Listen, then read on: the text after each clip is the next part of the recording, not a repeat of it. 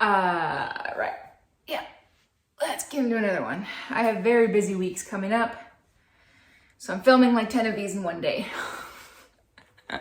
And right now, we're going to talk about this barbell of looking of a pen. This is the Noodler Safety Pen, or the Boston Safety Pen. I've seen it listed as both, and this is what it is. So, Noodlers. What a brand! Noodlers is a love-or-hate brand, I think, with most people. And this is one of those things. So, Noodlers, most people know for their ink, or for the Noodlers Ahab, which, by the way, I do have a review of.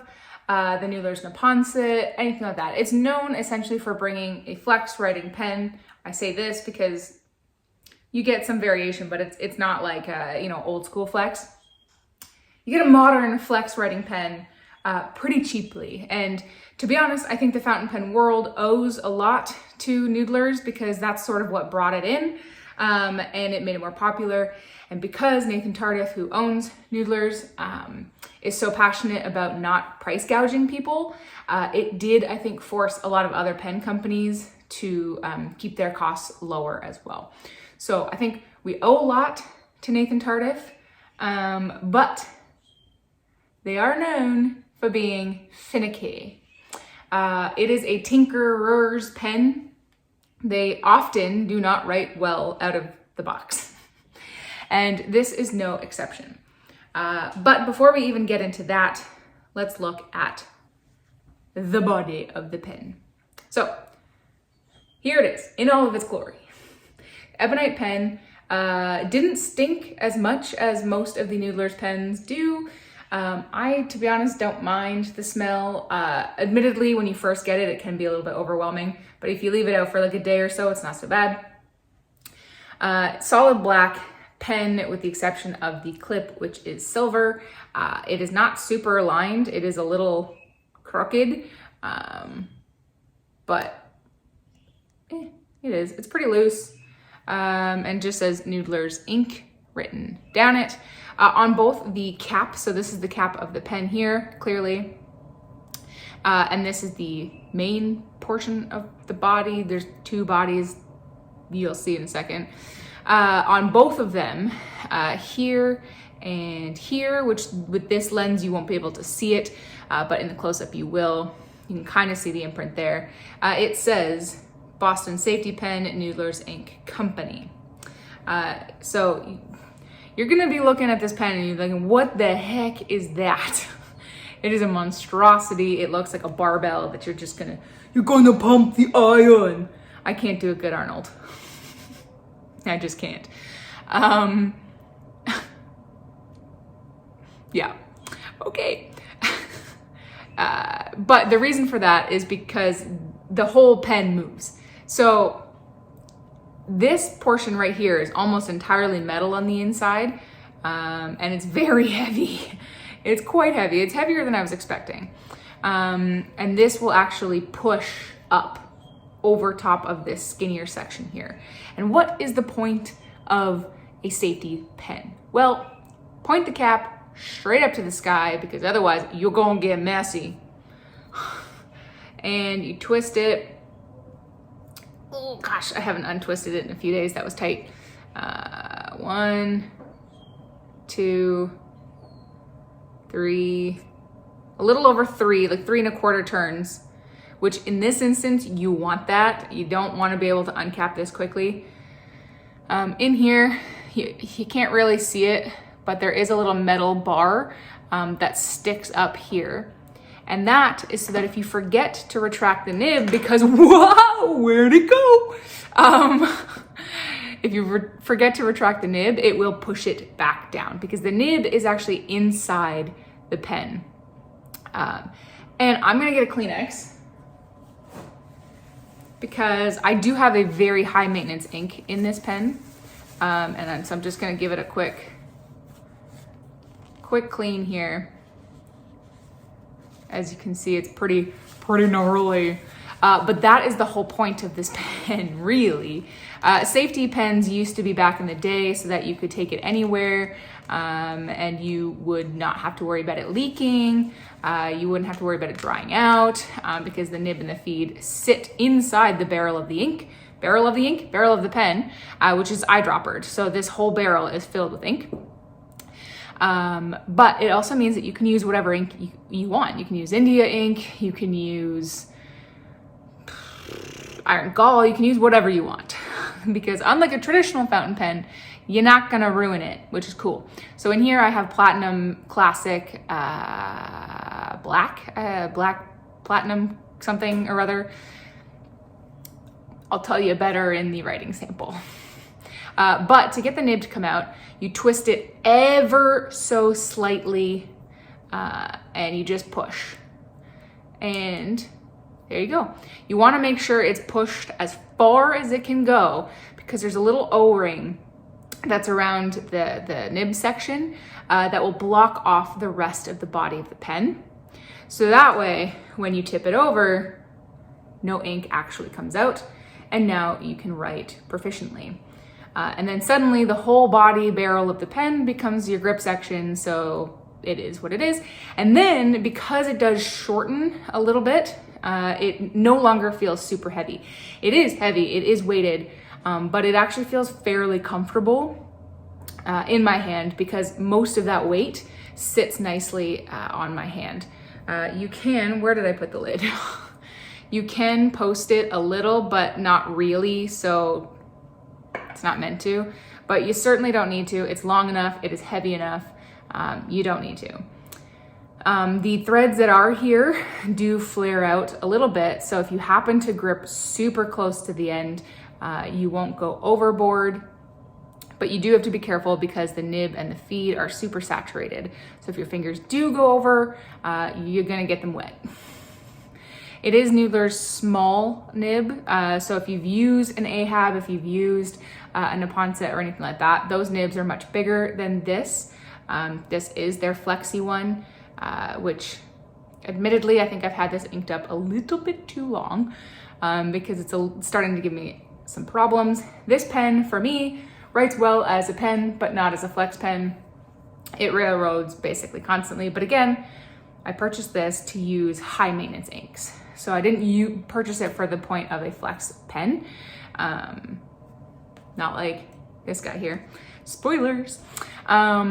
So to me, I don't really care. Ebonite feed, ebonite body, steel nib. I forget the cost of this. I'll put that on the bottom. I want to say like 60-ish, but I don't know.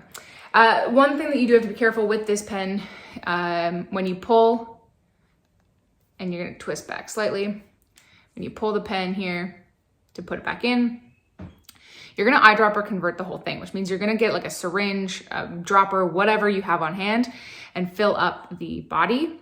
You have to be very careful because there's nothing on it that tells you how far is too far. And I filled it too far. So I filled the pen up. You can't really see here because obviously it's gonna spill. But what I did was I put in a little bit and then I tried pushing the nib up. If it's over full, it will like overflow.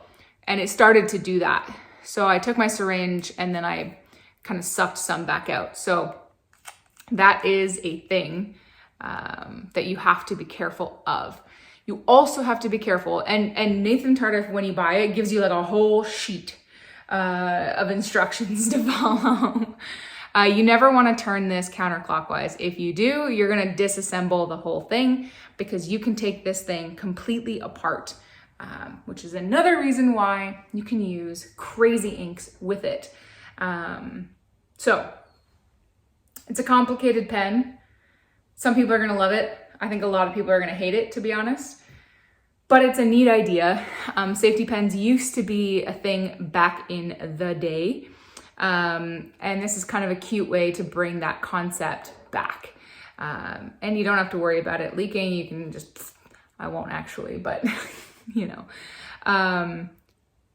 So I think it's a cool idea because right now, any modern safety pens that you buy are expensive AF. Like most of the ones I know exist are from Montblanc, and well, whew. So much like their Flex pens, this does introduce a safety pen at a decent-ish price that you can check out. So, do I love it? No. Do I like it? Yes. Do I think that it's a nice way to use really interesting inks that I would not dare put into a fountain pen? Yeah, I do. I think it serves its purpose. I think though that it is a niche pen and it is not meant for everyone. Like I said, I think actually most people won't like it, but if you got some spare cash, check it out. Yeah, let's get writing.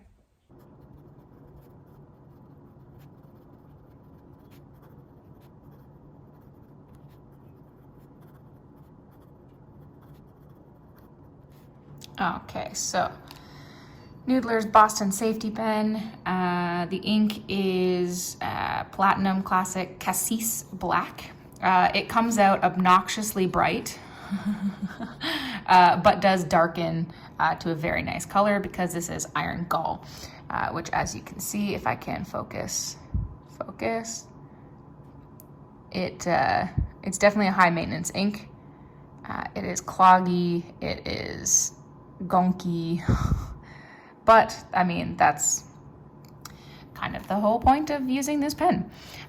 It is pretty wet,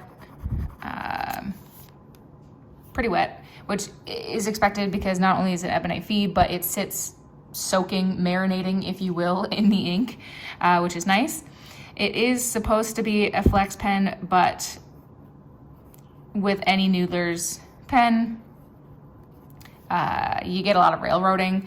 I don't use it for this purpose, so to be honest, that doesn't cheese me very much. You can try heat setting the pen if you want to. Like I said, this is a high maintenance ink, so it's a little expected to have some problems, but this is a very common occurrence with Noodlers.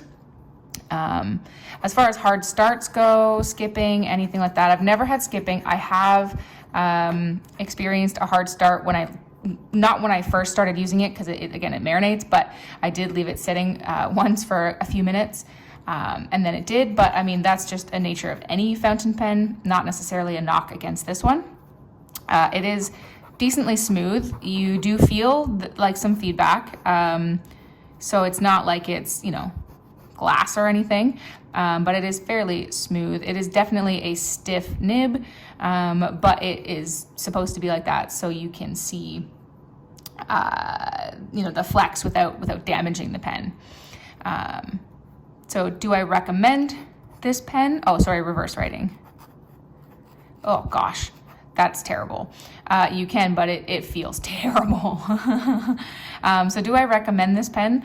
Yeah, I do. I think I like the fact that you can put essentially like damaging inks into the pen. It is definitely a high maintenance pen. It is a high maintenance ink. So therefore it's a high maintenance experience. But I think it is worth it to be able to play with, inks that would damage fountain pens. If you're not interested in that, then to be honest, I actually wouldn't recommend this pen, because I think really, in my opinion, this pen's purpose is to play with dangerous inks.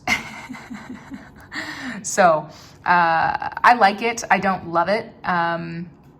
It's basically, its only function is to experiment with inks. So that's my opinion, anywho's.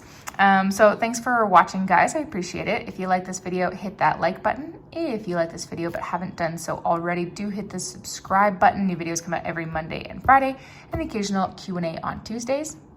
I appreciate you watching. I really, really do. And I'll see you next time. Bye.